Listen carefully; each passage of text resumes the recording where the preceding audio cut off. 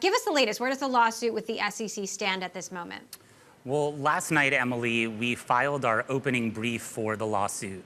So this lays out our initial legal arguments to the court, and is really the first substantive document as part of the litigation process. So it's important to remember this is a case about Bitcoin, but we're putting in front of in front of the court system, really straightforward, common sense arguments. I think one of the new arguments that's laid out here has to do with this idea of a significant market test, which the SEC has applied to Bitcoin ETF applications. They've applied this very stringently to spot Bitcoin ETF applications like Grayscale and other spot Bitcoin ETFs that have been denied, but very leniently to Bitcoin futures ETF applications, which is why we have several of them in the market. And there's really been no justification as to why this test is the, in fact, only test that the SEC should be using. And we've also never seen them use a test like this before when it comes to evaluating new products to bring to market.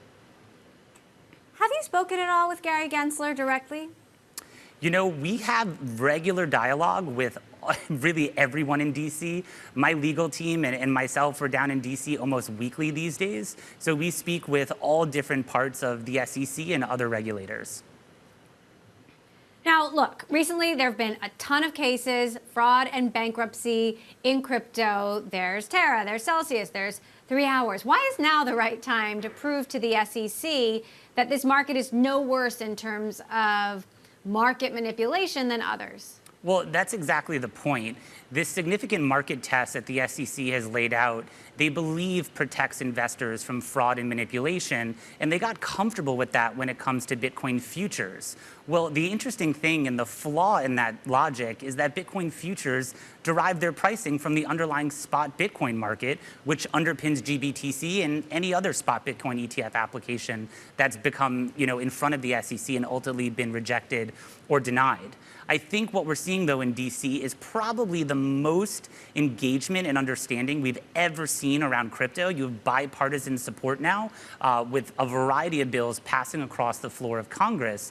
And I think we and other industry, heavyweights are calling on our regulators, calling on our legislators to really develop new frameworks, because otherwise we're squandering innovation here in the United States. The Winklevoss brothers were the first to try this spot Bitcoin ETF. It didn't fail. The road is littered with carcasses of others who've tried and failed. How is Grayscale, with its huge scale, in your view, different? It's a great question, Emily. So today, Grayscale Bitcoin Trust, ticker GBTC, is the largest Bitcoin fund in the world. It owns over 3% of all Bitcoin outstanding. A recent count said that there are more than 850,000 investors who own shares of GBTC in the US alone, and that represents all 50 states. So when we, as an asset manager, are taking a product that's been in the market, has billions of dollars of assets, hundreds of millions of dollars of daily trading volume, has voluntarily become an SEC reporting company, and we know that the right thing for investors to protect them, to put additional disclosures and surveillance in place by becoming an ETF is the right thing for them, but our regulator is really shunning the opportunity to do so, well, we certainly take issue with that. And so our team has been putting the entire resources of the firm behind this ETF initiative, and we're as committed as we've ever been to it. What kind of a timeline do you see for a resolution of this case? Well, we filed the lawsuit earlier this summer, and at that time, we were guided to believe it could be anywhere from 9 to 12 months, although it could be longer, could be shorter.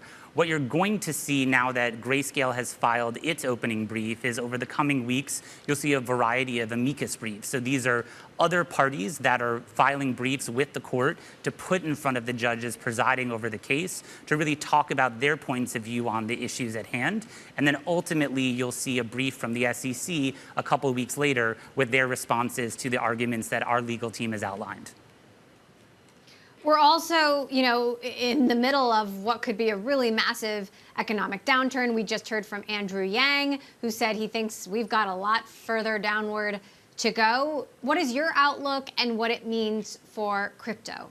We're certainly in a crypto winter, and a crypto winter is characterized now by sustained lower prices. We're seeing from the investment community, though, that the lower prices are not causing them to shy away from the asset class. In fact, we're actually seeing investors continue to diversify. So a lot of investors now kind of have that core position in Bitcoin, core position in Ethereum, or both, and they're now looking at other opportunities. And one of them is actually infrastructure. Just last week, our team launched a totally new offering, Grayscale Digital Infrastructure Opportunities LLC, which is an operating company that investors can put capital to work in that's actually buying Bitcoin mining hardware, plugging it into the network, and distributing that value back out to shareholders. So for a lot of investors, they've had that token exposure now, and now it's time that they think about the underlying infrastructure that secures the network. And so there's a lot of opportunity and a lot of activity going on despite the sustained lower pricing environment we find ourselves in. Speaking of the underlying infrastructure, the Ethereum merge ended up being kind of a non-event. What do you think the next big event is going to be, that will, catalyze changes in potentially blockchain technology? Emily, respectfully, as someone who's been in crypto for 9 years, it actually was a big event because this was a question mark hanging over Ethereum for a long time. Could we see a very well-known, very well-trafficked, very well-utilized digital asset protocol move and make such a meaningful move from proof of work to proof of stake? And Ethereum did it. Now, I think as we're seeing the outcome of that, it's very, very early days, and we're starting to see the development of more and more staking around Ethereum and other assets.